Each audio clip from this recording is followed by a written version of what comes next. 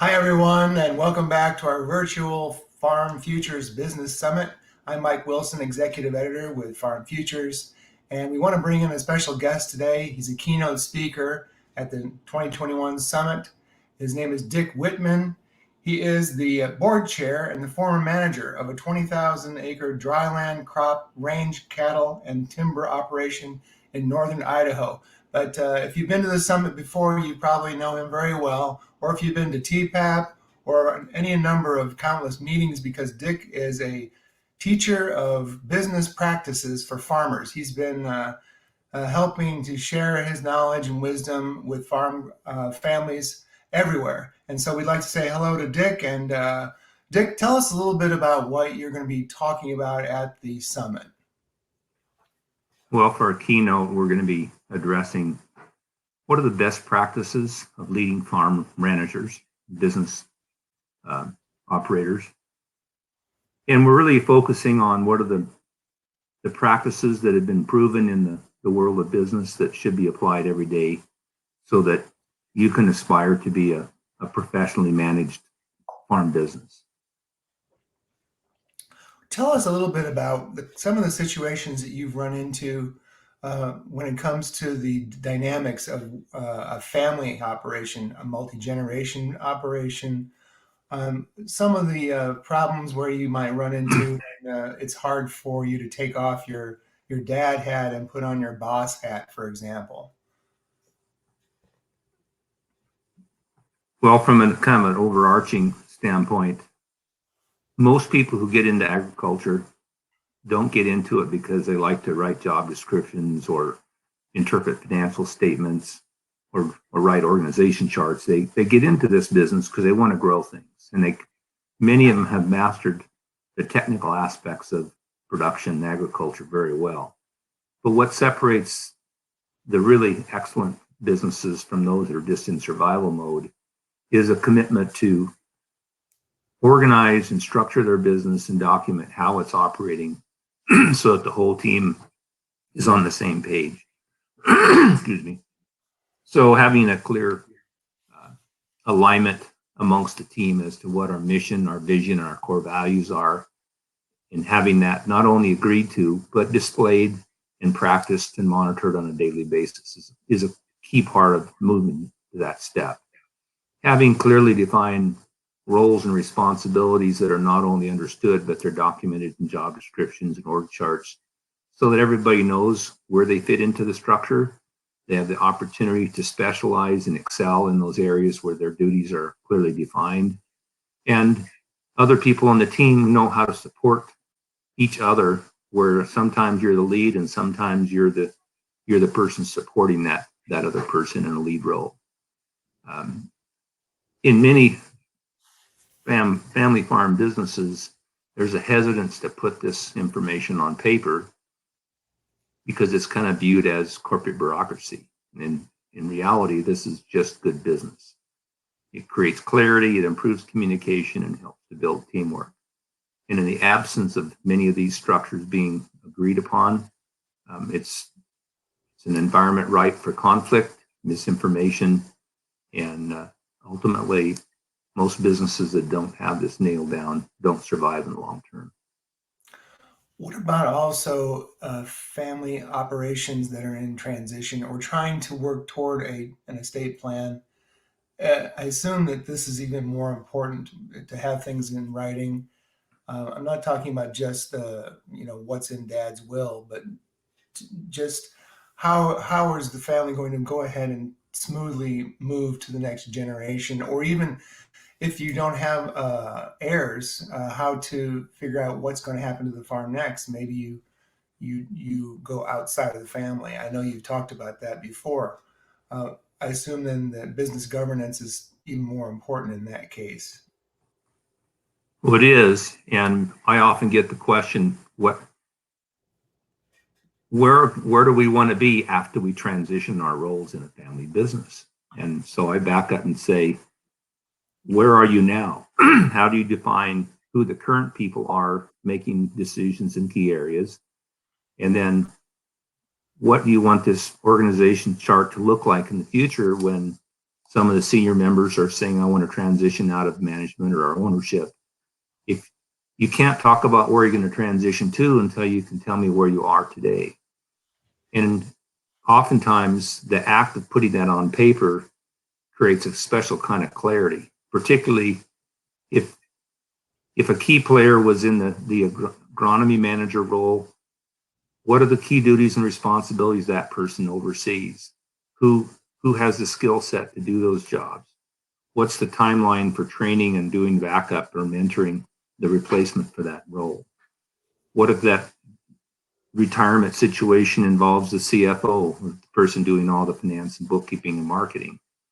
What are those unique duties and responsibilities? Who has an interest and skill set in doing that?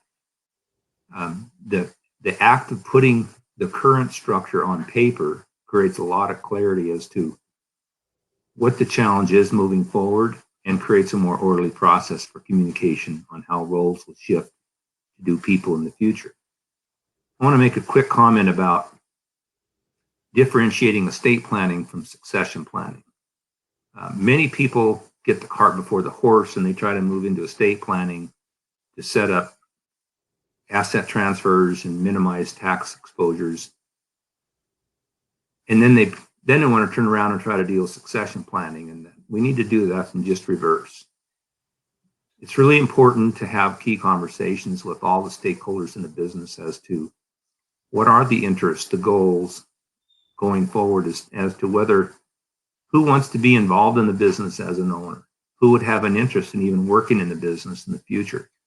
Having those conversations up front, ruling out options that are not options, leaving options on the table where people have a potential interest, then you can start doing a more intensive process of discussions on how would we transfer the management and decision-making processes in the business. How do we get the right people on the bus and in the right seats? And then how do we start structuring over time an ownership transfer process? Once some of those key elements are decided, then you can go about setting up a really good estate plan that honors the goals in your succession plan and doesn't create a built-in conflict where you have to undo a bunch of estate planning because it's inconsistent with the succession plan. Now, Dick, you've been doing this for a long time, and I've been writing about farm operations, successful ones, and you've been talking to successful farm people. Why do you suppose this is so difficult? Is it a communication issue? Well, first of all, it's a very emotional issue, and farm businesses don't get multiple opportunities to try this and succeed or fail. They get one shot at it. And most businesses, frankly, are paralyzed on where to start.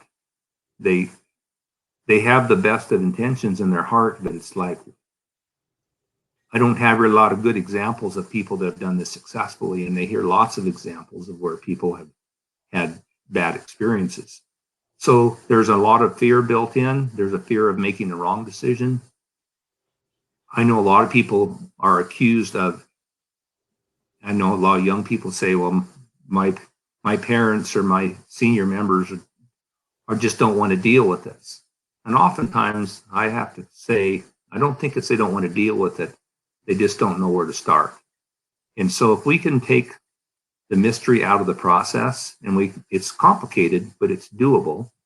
If we can take the mystery out of the process and give people a roadmap of steps that they can do, these farmers are smart. They're very professional. They're very capable of tackling the most complex issues. I'm absolutely convinced that people, given the right process and the right tools and the right facilitation, can do this very successfully.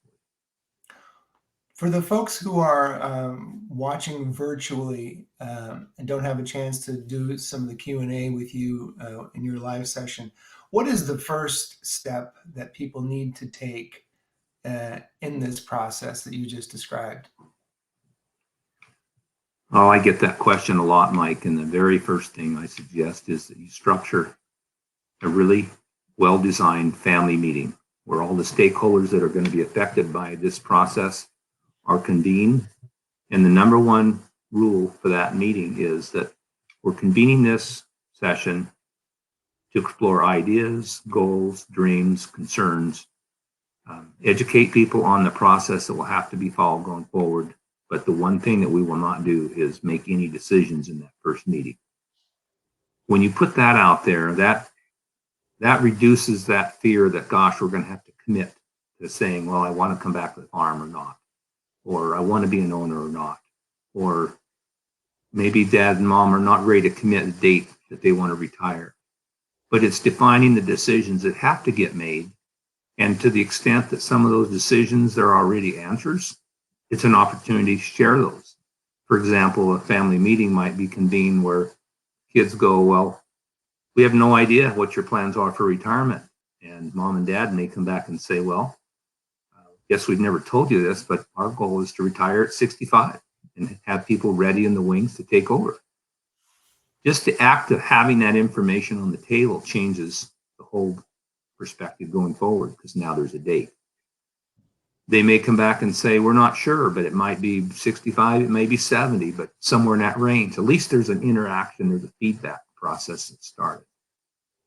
And then, as you know, we just published a new update of the guidebook that we wrote many years ago, and there's extensive information on there on how to set up the process for transition planning, how to set up a family meeting, how to get the right people at that meeting, and a sample of an agenda you might follow.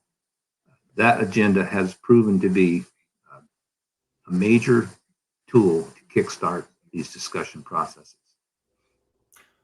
Well, Dick, I was just about to ask you before we have to go to tell us a little bit about building effective farm management systems. It's your guidebook, and you first published it in 2004. I had a chance to peek through that guidebook. It's so rich with nuggets of wisdom. And tell people a little bit about how they can get a copy. You can go on the website on Wittman Consulting, and you can order the online version right now. We're in the process of getting the printed version ready to go. But this is kind of like, it's more like management software, applications, templates, where it deals with some of the concepts that you need to put in place to be a professionally managed business.